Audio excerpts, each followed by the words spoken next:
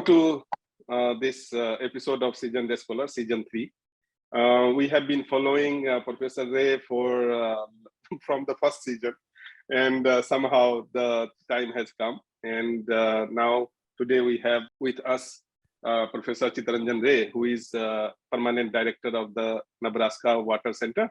And he is also by training, he is a civil engineer, and he did his PhD from University of Illinois. And he has been a thorough profile where he has been chief environmental engineer at University of Hawaii before Nebraska, and he also worked after PhD at Illinois State Water Survey. He's someone who is really at the top of bridge of quantity and quality, which is very much important for water security. Because nowadays, just an expert of quality or just an expert of quantity perhaps will not work. And he has a lot of work in India also. And so welcome to this show, sir. It is very pleasure to have you. Thank you, Manish.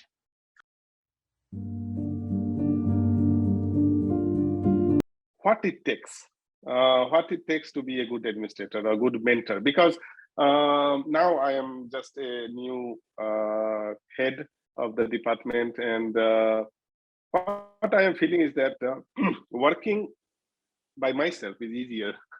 I can keep myself motivated, or I can work, but getting other people do excel or do well is more difficult. So what is your observation or your? Yeah, and sometimes, as you said, maybe luck is a factor, but at the same time, the openness and willing to work. Like I somehow ended up with a student from Italy, and he came from one of their best schools, La Sapienza, with masters. English was hard to understand, and he he wanted to, with a 10-month scholarship, to do something. Matteo Delesio, his name. But he was the most loyal person I ever had in my life. Still, got his PhD with me in Hawaii, came to Nebraska for postdoc, and I offered him a research assistant professor, and then he got a faculty position at the University of Mississippi now. So some of those type of people. There was another Indian student, Arvind Mohanram. He got his PhD, but basically ended up doing most of the work with my USGS colleagues, because that's where the lab was.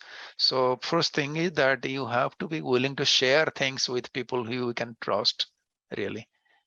So many of my projects in Hawaii became more stressed with the one we did. Arvind Mohanram got his PhD, basically looking at the soil chemistry impacts on cryptosporidium attachment, detachment in tropical soils. So it is a combination of an engineer like me who does the transport experiments with a microbiologist, Ron Harvey from a US Geological Survey, and then the soil chemist from Arizona, John Shorover. So John had a postdoc, and with Ron basically helped my student to that's Mohanram Arvind to get his PhD. Another one also with a USDA scientist. So you have to look for the opportunities where I can maximize my benefits with right collaboration. I cannot do everything. If I do that, there are some people who do that. Delegation is also very much important. Yeah. Trust, you are saying, is important. Trust. And also trust to share is also important. What else? So the other was I am thinking that you are also a kind of some visionary is also required. Yeah, but vision is there, but vision doesn't come easily. Also, it's more more you work with people, more you read. Because just reading, sometimes I now see that I have a lot of friends in the consulting industry, in big engineering companies. But then that the field is, because engineers, why I don't know what the trend in India, but now these big engineering companies are run by MBAs. Like Jacobs Engineering, or like former CS2ML, All these, Yes. or AECOM, they're all CEOs or MBAs because they're money management, but the engineers are getting off. So how can we, like, can the engineers be in a role like, this is what changing in the food and agriculture space, but not in the hard engineering, that our engineers are going on as engineers and are retiring as a senior engineer. They're not Yeah, getting that's the all. benefit. They're not getting the benefit of managing a company, managing the challenges, dealing with the hard issues of. Some of them are dealing with politics, but you work with the town engineers, you work with the town board or something, but not really as a CEO of a company that is a 10 billion, $20 billion. So how can you do that? What the MBA guy has you don't have? That's the thing. So those are the things I'm finding a little bit difficult in the traditional engineering. But look at this year, last year, I mean, the World Food Prize went to Ratan Lal, Professor Ratan Lal in Ohio State. But it's a lifelong work he has done on soil health. So how really now soil health is becoming so important to food production or food security, sustainability, all those things. So we have to go beyond traditional bridge building to like urban sustainability. What can be done in the how can you build the transportation infrastructure? What are the cost benefits? What are the, like, northern cities you look at? So reaching out to people who have done this kind of thing, not to be shy. Like Saurabh Pandey, I recruited somebody. He's right now the second national member of National Academy of Engineering member. We have one in NAS and one in engineering here. Saurabh Pandey, he's the best known groundwater modeler in the world. And he has a unstructured grid of the mod flow USGS uses. He's a well-known modeling person. But I convinced him to come to University of Nebraska for a partial appointment, spend a little bit time with our faculty and their local entities, who's Nebraska DNR, Department of Natural Resources, because most of the water management are model based. And how can you really have somebody who's top notch to help these people? So this is what I had to do.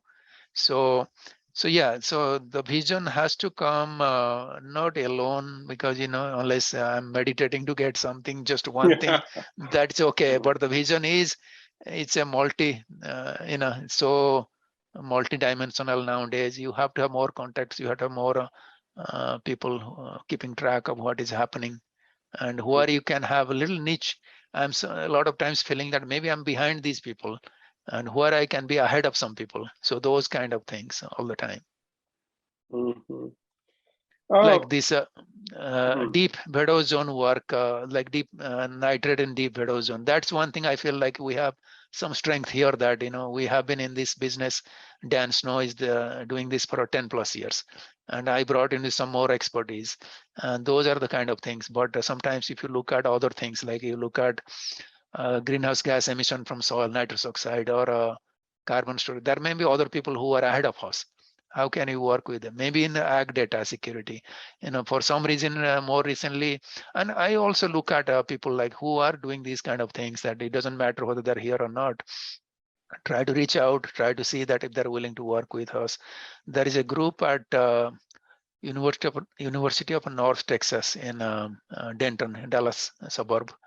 They have a computing school with 4,000 students, but a lot of PhDs also there, because there are a lot of teaching assistants needed. So I was in touch with this professor who has been working on smart agriculture.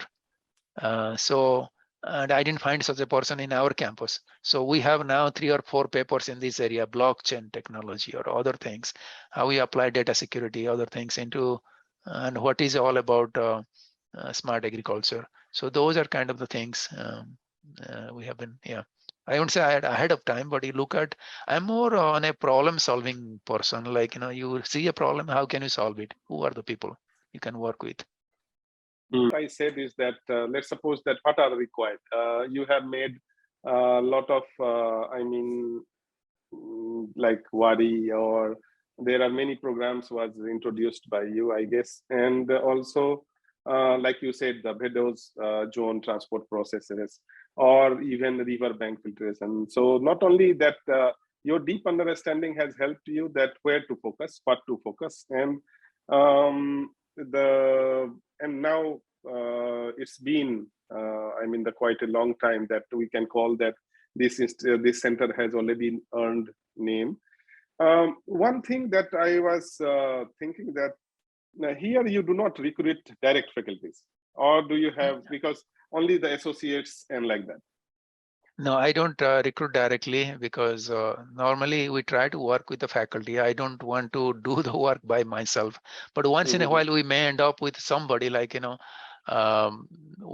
one of the WARI fellows, because I heard from somebody that, there is probably some people are saying that these WARI people are staying in the US. I don't think that's true, because out of 45, 50 people, I think one is here or in them, and there is probably one more somewhere outside country, Khalid or somebody, he's in South Africa or something. I have a list of the people. I think most of them have, most of them have gone back to India. Yes. So that is not the case. Out of 50 people, if only 2 are outside India, you cannot blame. No. And nobody can make sure that, and you cannot snatch the right. If somebody wants to be there, you cannot snatch that right. Or after experiencing, so this is nowadays, it is very global.